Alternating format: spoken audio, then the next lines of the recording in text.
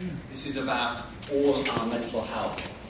And it is also for us an important issue for us to talk about our own mental health and also sometimes about our own mental health problems. I would just very briefly want to talk about my cousin who very sadly took her own life, killed herself 2 years ago. And when it happened, everybody in our family asked one very simple question. Why? Why did it happen?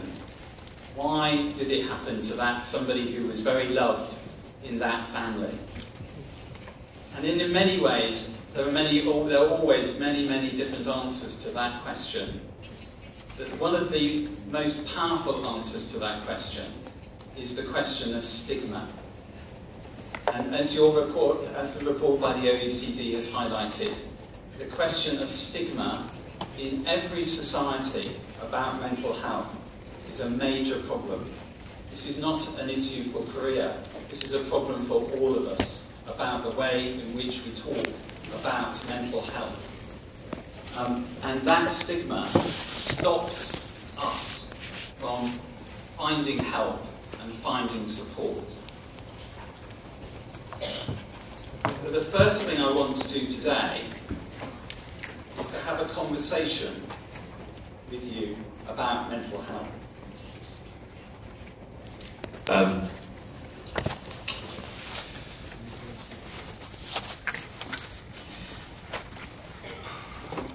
When I first found out my fiancé had a mental health problem... My daughter? My son had a mental health problem. I really didn't know what to say. But you don't have to be an expert to talk about mental health. Just having a conversation can really help. Email stories online. And start your conversation today.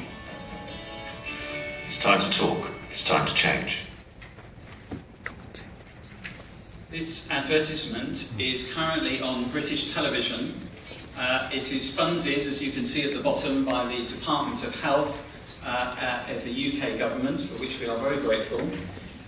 It has been designed and produced by people with mental health problems themselves. And all the people that you saw in the advertisement are people with mental health problems or members of their family. When we invited, it is part of a campaign called Time to Change. When we invited people to be a part of our campaign, hundreds of people volunteered their services to be a part of that television advertisement. They wanted to tell their story in public.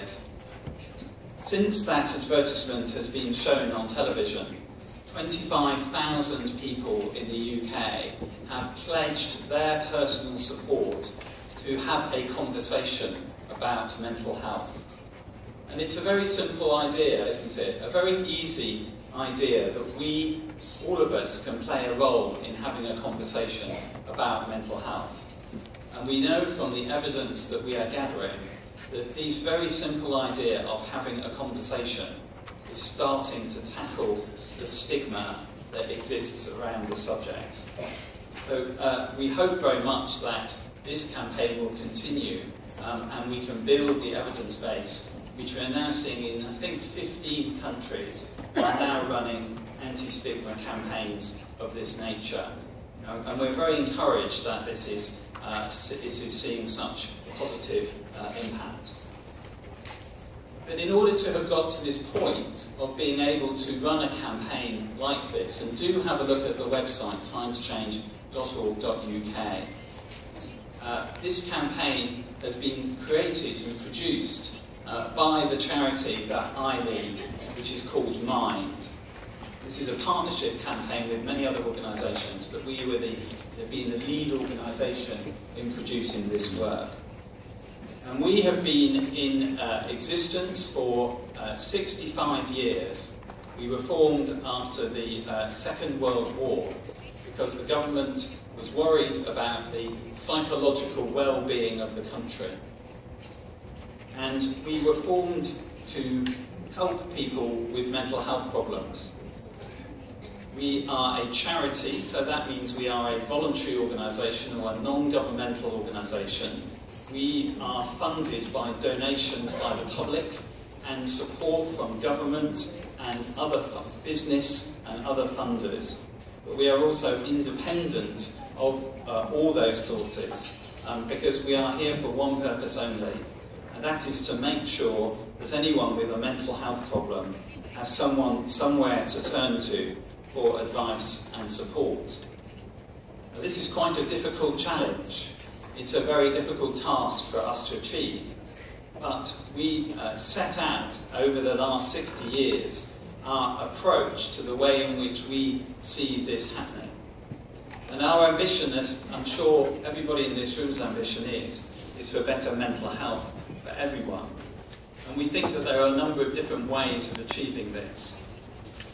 Most importantly is that people have choice about the type of services that they might want to access.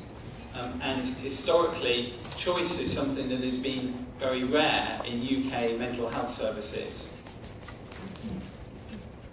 We campaign to improve the quality of services and support.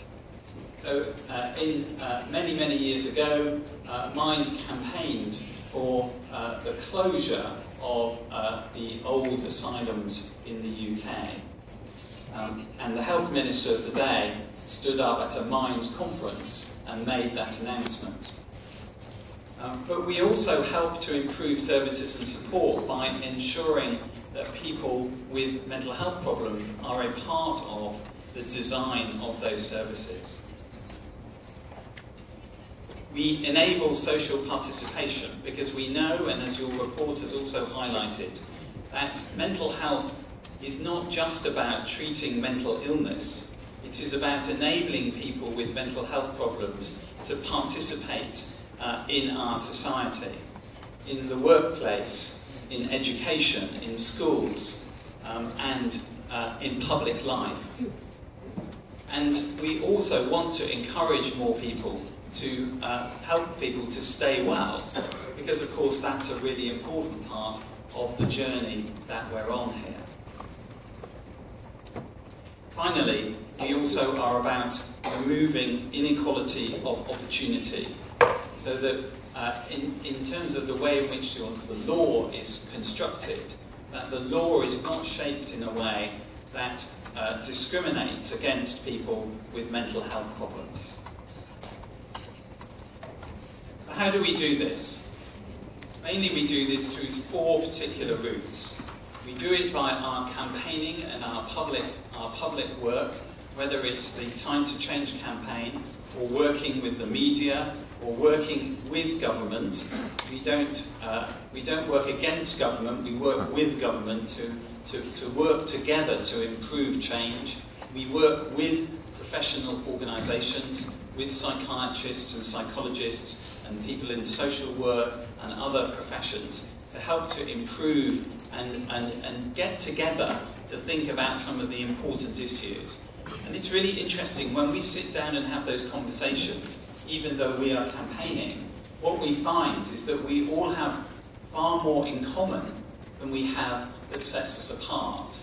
And as people and professionals who are committed to working in mental health, we have all made a choice about what we want to do and how we want to do it. But probably what we all want is the best possible care for our patients, for service users and others. We also provide advice and information, and on our website we have hundreds of pieces of information, often making the best use of the evidence that you've heard about from Dr. Kendall and Dr. Heading in terms of what are the best approaches for people to be able to access. We help provide services locally, and we're able to offer advice to companies and businesses who want to improve their approach to mental health in the workplace. I want now to talk briefly about the question of user involvement in mental health services, which was a key part of the recommendations of the report. And I suppose the starting point is to think about why and how you can do that well. And our experience within Mind as an organisation is that it's very possible to do. We have a network of 3,000 members who inform our work. Over half of our trustees who govern our organisation are people with direct experience of a mental health problem. We employ about half of the staff. We employ about 200 staff in England and Wales. Half of them have direct experience of mental health problems. And we know that we help to involve people in designing and delivering our own services, as well as helping people to design and deliver health services and social care services. And this quote from somebody who is very involved in doing this kind of work, explains why this is so important to people. And so there is a double benefit of involving service users or patients in this work. It is the benefit for the services, but there is also a benefit for the people who are involved as well.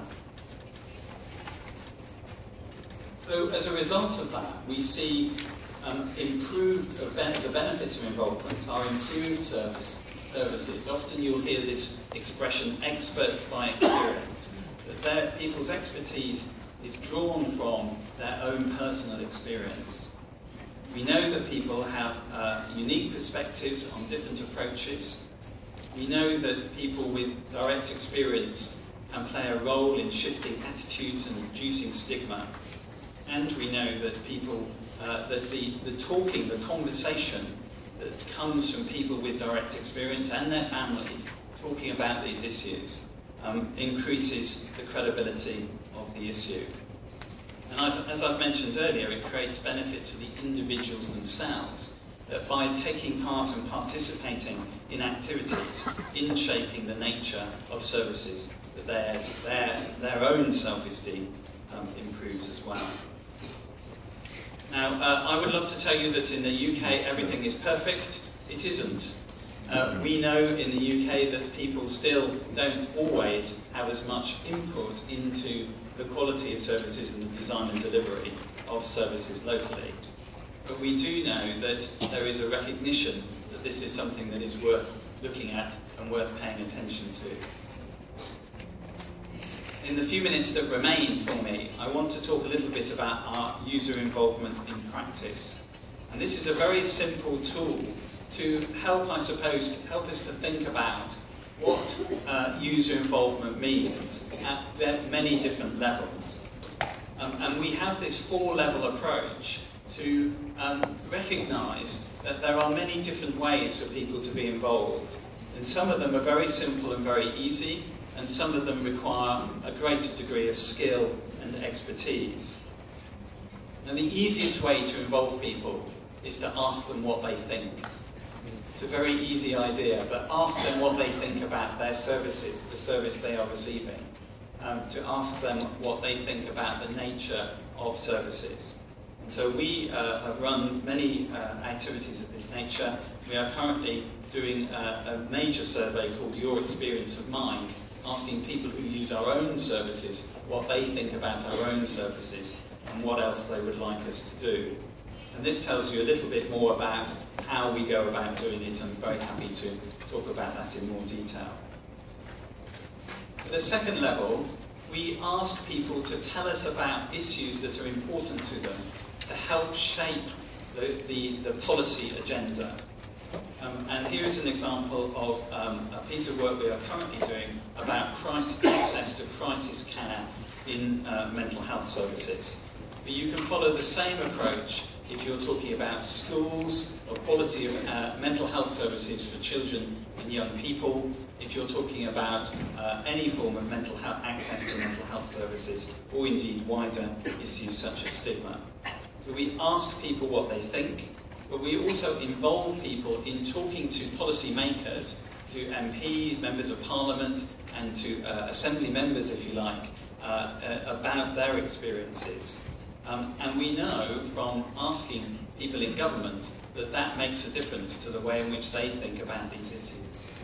And so this campaign, which is designed by people with mental health problems, is now helping to influence the way that crisis care is being shaped.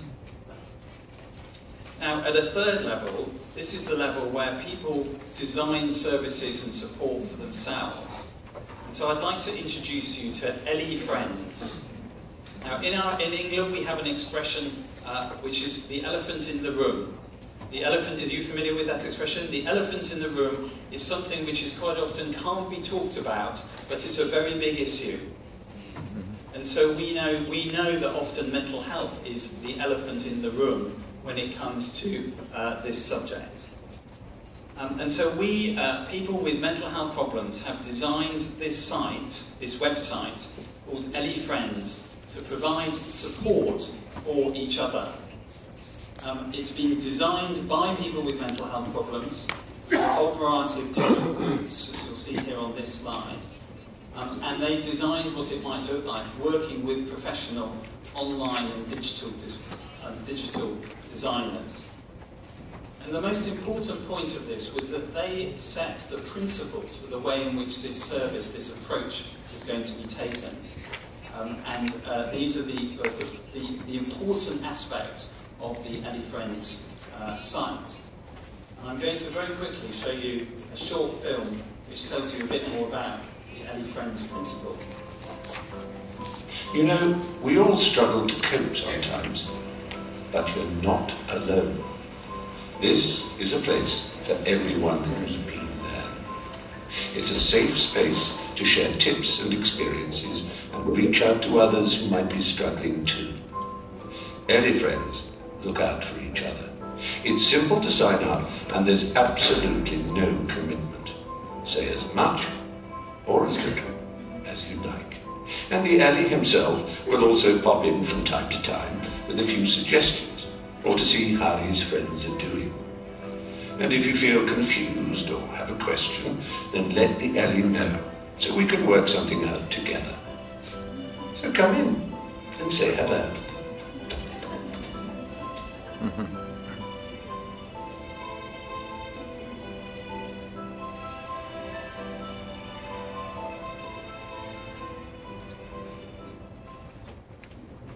We launched that site 3 weeks ago, and 5,000 people are already regularly using this space.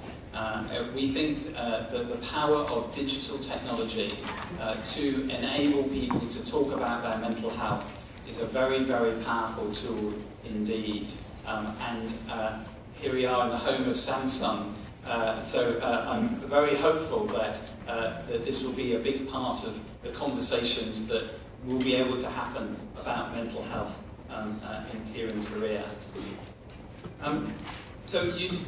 That site was designed by people with mental health problems, and then finally people can act in our Time to Change grant funds as the people who make the decisions about where money actually goes. And that's a very brave step indeed, because sometimes people don't always make the decisions you expect them to.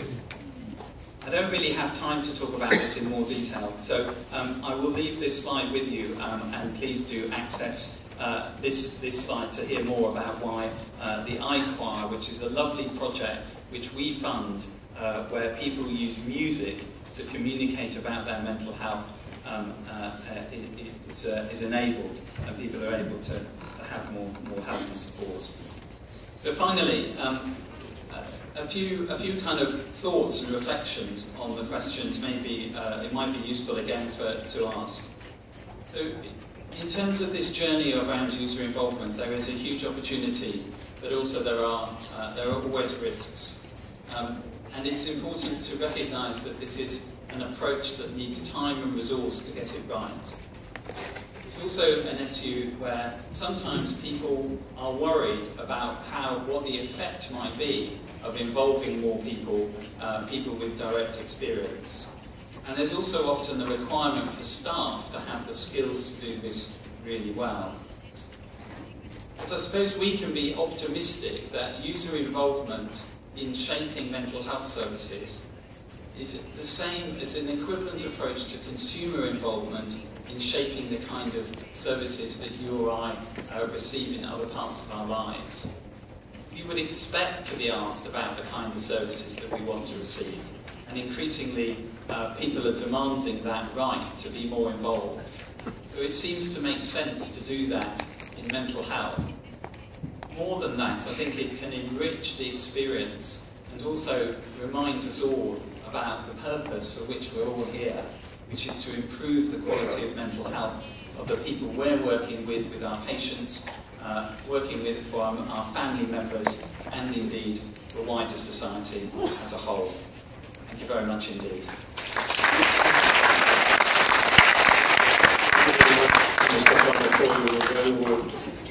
Very impressive.